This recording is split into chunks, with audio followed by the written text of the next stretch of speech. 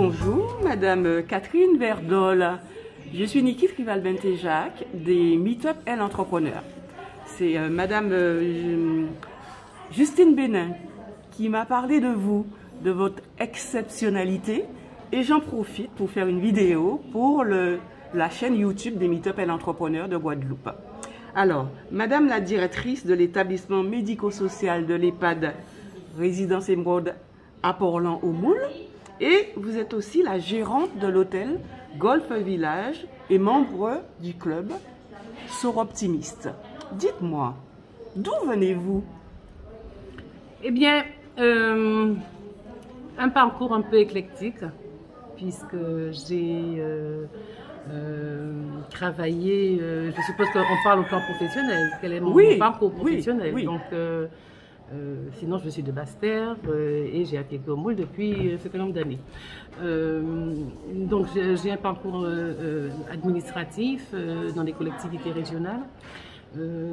Et puis, il y a une quinzaine d'années, ma mère, qui est fondatrice de l'établissement qui nous accueille aujourd'hui, décide qu'elle va partir à la retraite et il faut bien trouver dans la famille quelqu'un qui reprenne l'activité. À l'époque,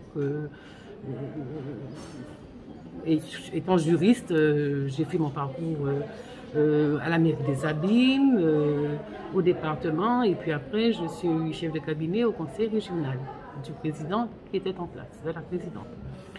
Donc ma mère part à la retraite et elle me dit, bon ben écoute Catherine, tu prends la relève. Vous me parlez bien, aujourd'hui, le 8 mars, journée de la femme, d'une transmission de femme à femme. C'est exceptionnel. C'est exceptionnel et ma mère est décédée il y a 2 mois et vraiment c'est tous les jours que je la remercie pour cet apport parce que je crois que c'est ma vie qu'elle a complètement changé en me faisant quitter l'administration comme ça pour pouvoir arriver dans une activité ô combien épanouissante autour de nos aînés, mais aussi avec un esprit de combat, de détermination pour aller toujours plus loin dans ce que nous pouvons apporter aux autres. D'accord. Dans la fonction que vous occupez là actuellement, entre autres, vous avez de qui tenir. Vous l'avez vu faire et là, vous savez comment faire en y rajoutant votre patte. Absolument. Comment ça se passe, une transmission de femme à femme, et aussi bien acceptée, parce qu'on a des transmissions où l'autre n'a pas le choix, l'enfant n'a pas le choix, l'épouse n'a pas le choix, mais là, la fille, elle a eu le choix et elle fait le choix de dire oui. Tout à fait. La fille, elle a eu le choix, bien sûr, puisqu'elle avait un parcours qui était pas du tout dans le médico-social. Elle n'était pas intéressée par la gestion d'entreprise non plus parce que elle n'avait pas envie de prendre d'autant de responsabilités dans un pays où les choses sont quand même pas faciles pour les femmes.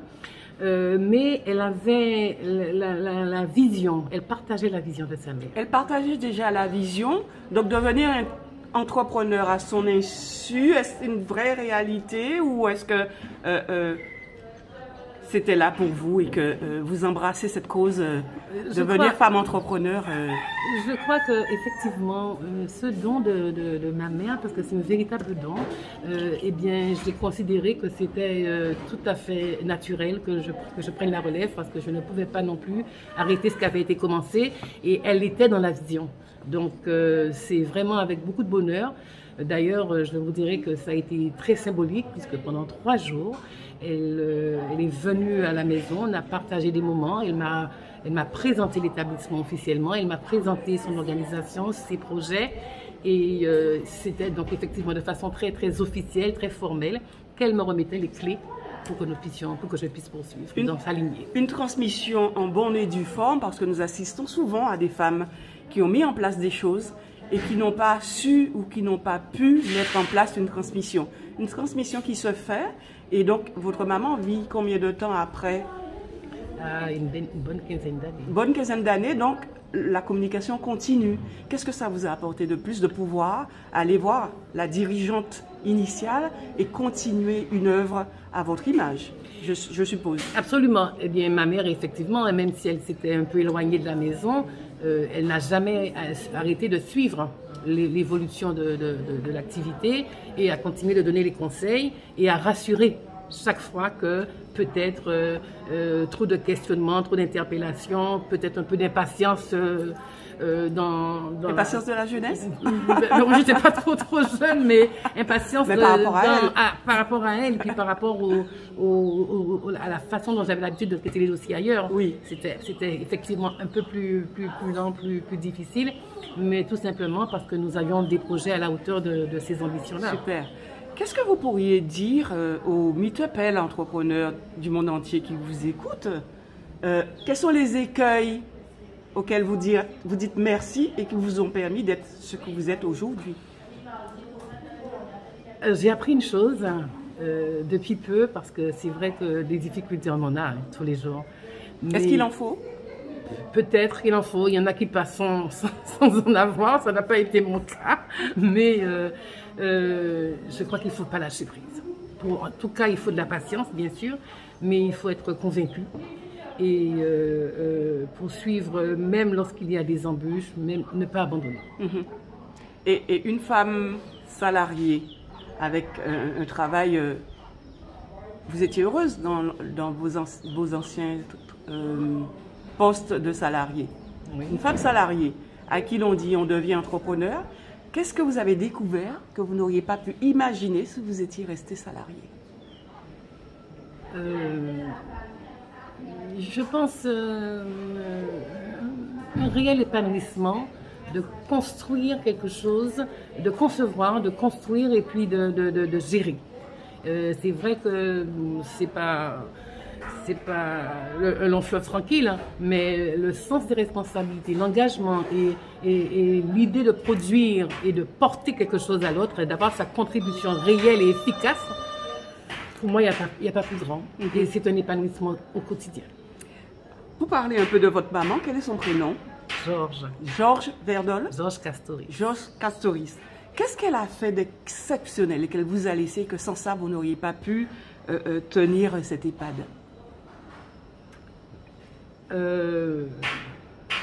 Ma mère,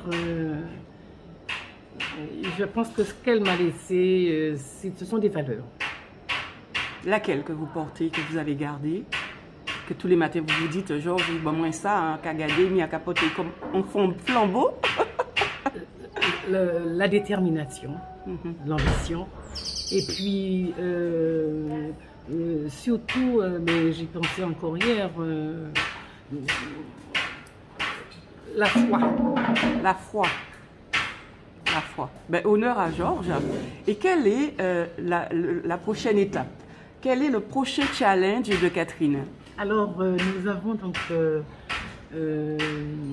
réussi à signer récemment avec un partenaire la construction de notre nouvelle EHPAD à Saint-François. Et donc, qui s'appelle comment? Qui va s'appeler l'Émeraude du Golfe. Oui. Qui va être positionné au sein du complexe hôtelier Golf Village, puisque là, nous y allons faire effectivement cette EHPAD qui nous permettra de transférer celui qui existe aujourd'hui au Moule à Saint-François. Puisque je rappelle que vous êtes aussi la gérante du golf, de l'hôtel Golf Village. Et donc, c'est un bel espace, c'est un bel endroit. Magnifique, nos aînés le méritent. Ah oui, voilà. Donc nous allons vraiment travailler pour que dans les 3 prochaines années, nous puissions ouvrir ce centre dédié donc aux seniors, autonomes et dépendants, avec une augmentation de notre capacité en lit pour l'accueil et l'hébergement des personnes âgées dépendantes, et puis des espaces dédiés aux seniors. Donc ce sont les nouveaux challenges que nous avons, qui ont été un petit peu retardés au plan administratif avec cette Covid, mais je crois que le moment est arrivé. Oui. Toutes ces situations d'attente m'ont appris la patience. Et aujourd'hui, c'est tout à fait sereine et épanouie que j'aborde effectivement cette deuxième étape, qui est donc la construction d'une nouvelle EHPAD pour l'accueil de nouveaux résidents guadeloupéens, avec toute la modernité et toute la prise en compte des nouveaux besoins des nouvelles générations de personnes, de nos aînés, de personnes âgées. Très bien. Que diriez-vous aux jeunes femmes en ce jeudi 8 mars 2021 qui hésitent encore à se positionner dans notre société? Eh bien, aujourd'hui, c'est un grand jour, déjà pour les célébrer. Et franchement, moi, j'ai envie de dire félicitations à toutes celles qui ont osé. Et puis, celles qui veulent démarrer, eh bien, allez-y. Il faut y aller. Un jour dans l'année, ce n'est certes pas suffisant, mais c'est un moment où on s'arrête, au moment où on prend conscience. Et c'est vrai que nous, on doit se battre pour qu'une majorité de femmes entrepreneurs puissent arriver à trouver cet épanouissement. On doit se battre aussi, et j'en profite de votre antenne, pour lutter contre la violence faite aux femmes. Oui. Parce que c'est une démarche au Club Sur Optimisme que nous avons. Oui, nous avons à côté de nous Isabella Armand Trading, qui est la présidente du Zonta Club et dont le sujet principal est la violence faite aux femmes. Mais que ça soit physique, que ça soit du conjoint, de l'employeur, d'une autre employée, on dit non à ça. Voilà. Et puis on dit surtout oui à l'autonomisation des femmes au plan économique. Il faut que les femmes soient autonomes. Il faut que les femmes puissent éduquer leurs enfants et être éduquées elles-mêmes, même tardivement. La formation tout au long de la vie. Il faut se développer, il faut avoir des plans de carrière, il faut oser et mettre la barre bien loin et tout mettre en œuvre pour pouvoir l'atteindre. Super. Eh bien, Catherine Verdol, je suis ravie de vous avoir rencontrée. Il y a une phrase que je dis et qu'a dit notre ministre à la condition de la femme, Elisabeth Moreno. La parité, ce n'est pas la charité. Je vous remercie. La charité, oui. Je pense que oui, tout à fait. À très vite. À très vite, je vous remercie. Merci pour cette interview.